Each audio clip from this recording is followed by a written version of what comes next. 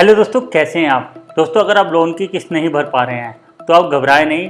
Bank नहीं कर सकता कुछ भी गलत आपके साथ, क्योंकि आपके पास कुछ ऐसे अधिकार हैं जिसके बारे में मैं आपको डिटेल में बताऊंगा। दोस्तों, आज के पीरियड्स में हर किसी के कोई ना कोई लोन चल रहे होते हैं। किसी को घर बनाने के लिए लोन लेना होता है, तो किसी को गाड़ी खरीदने के लिए, तो किसी को बिजनेस बढ़ाने के लिए बिजनेस लोन लेना होता है। हर किसी का किसी न किसी प्रकार का लोन चल रहा होता है।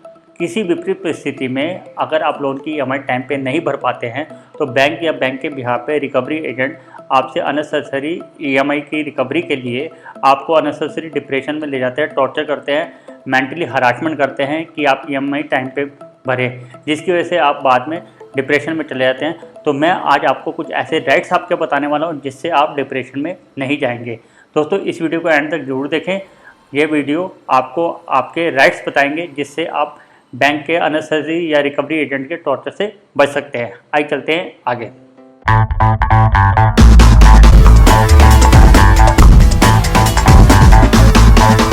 हेलो दोस्तों, माय रूटीन में आपका स्वागत है। अगर आपने चैनल सब्सक्राइब नहीं करा तो अभी सब्सक्राइब करें ताकि आपको हर एक वीडियो का अपडेट आसानी से मिल सके। दोस्तों, बैंकों को सरफेसी एक्ट के दौरान अगर आपको किसी प्रॉपर्टी के अगेंस्ट लोन दे रखा है, अगर उनके पास पूरे राइट्स हैं कि उस प्रॉपर्टी को नीलाम या ऑक्शन के थ्रू बेचकर अपने लोन को रिकवर करा जा सकता है, तो आपके पास भी कुछ ऐसे राइट्स हैं जिसके बिहाफ पे बैंक आपको किसी भी प्रकार से धमका कर या किसी भी प्रकार से मेंटली हरासमेंट करके, फिजिकली हरासमेंट करके आपसे किसी भी प्रकार का लोन रिकवर नहीं कर सकता है। आइए जान लेते हैं क्या क्या राइट्स हैं सरफेसी एक्ट के दौरान आपके पास। सबसे पहले आ जाते हैं मैक्सिमम टाइम, यानी कि पूरा समय मिलता है आपको लोन को रीपे करने के लिए। अगर आप किसी लोन की ईएमआई नहीं भर पा रहे हैं तो आप अगर उसकी आपकी एक किस्त ड्यू है या 2 किस्त ड्यू है या 3 किस्त ड्यू है तो उसके बाद आपका लोन एनपीए में चला जाएगा। उस पर ऑलरेडी एनपीए पे मैंने अपनी एक वीडियो बना रखी है, आप डिटेल में एनपीए के बारे में जान सकते हैं। अगर आप उसके बावजूद भी 3 महीने या 6 महीने तक ईएमआई नहीं दे पा रहे हैं तो बैंकों के बिहाफ पे लोन रिकवरी एजेंट टाइमली आपके पास आएंगे, अपनी ईएमआई की डिमांड करेंगे। और अगर आप तब भी नहीं दे पा रहे तो बैंक फाइनल आपकी प्रॉपर्टी को ऑक्शन में नीलाम करने से पहले आपको 30 दिन का एक नोटिस देगा। उसके बाद ही वह प्रॉपर्टी को ऑक्शन में बेच सकता है। फाइनली आपको प्रॉपर्टी ऑक्शन से पहले 30 दिन का एक नोटिस दिया जाएगा जिसके बिहाफ पे आप प्रॉपर्टी ऑक्शन होने से बचा सकते हैं। दोस्तों, सेकंड आते कोई धमकी नहीं दे सकता। दोस्तों, अगर आप लोन की किस्त नहीं दे पा रहे हैं तो बैंक आपको किसी भी प्रकार की कोई धमकी नहीं दे सकता है। ना ही वह आपको फिजिकली टॉर्चर कर सकता है, ना ही सामाजिक और सार्वजनिक तौर पर आपके साथ किसी भी प्रकार का गलत व्यवहार कर सकता है। हाँ, बैंकों के पास एक राइट्स है कि वह थर्ड पार्टी के थ्रू, रिकवरी एजेंट के थ्रू अपनी ईएमआई के लिए आपसे डिमांड कर सकता है, लेकिन किसी भी प्रकार का आपको मेंटली या फिजिकली हरासमेंट नहीं कर सकता। आपके पूरे राइट्स हैं।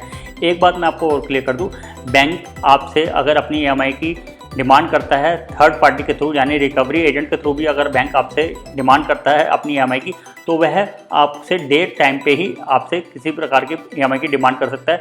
वह शाम को, रात के समय आपसे किसी प्रकार की कोई भी रिकवरी एजेंट आपसे किसी प्रकार की ईएमआई की डिमांड नहीं कर सकता है।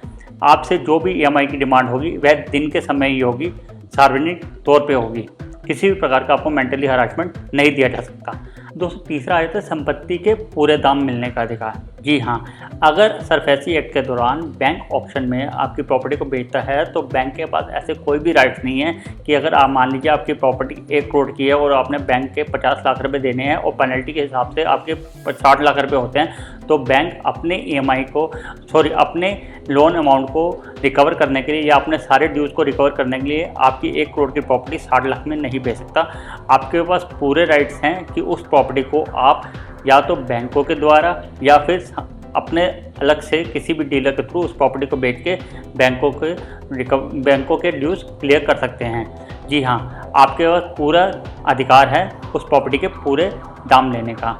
आप मन मुताबिक जो भी मार्केट के रेट के बिहाफ पे प्रॉपर्टी को सेल कर सकते हैं और बैंकों के ड्यूज को क्लियर कर सकते हैं।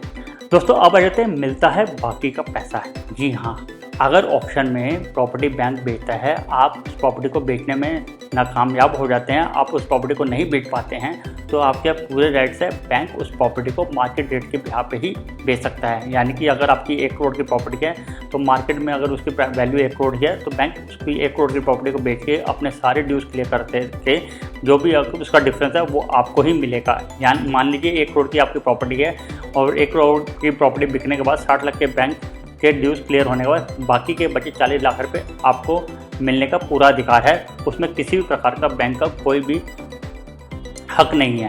दोस्तों, मेरी दी गई जानकारी से अगर आप संतुष्ट हैं, इस वीडियो को जरूर लाइक करें और साथ ही हमारे चैनल को सब्सक्राइब करना ना भूलें। इससे रिलेटेड कोई भी आपकी क्वेरी है तो कमेंट बॉक्स में जरूर लिखें, मुझे खुशी होगी उनके आंसर देने में। धन्यवाद। जय भारत।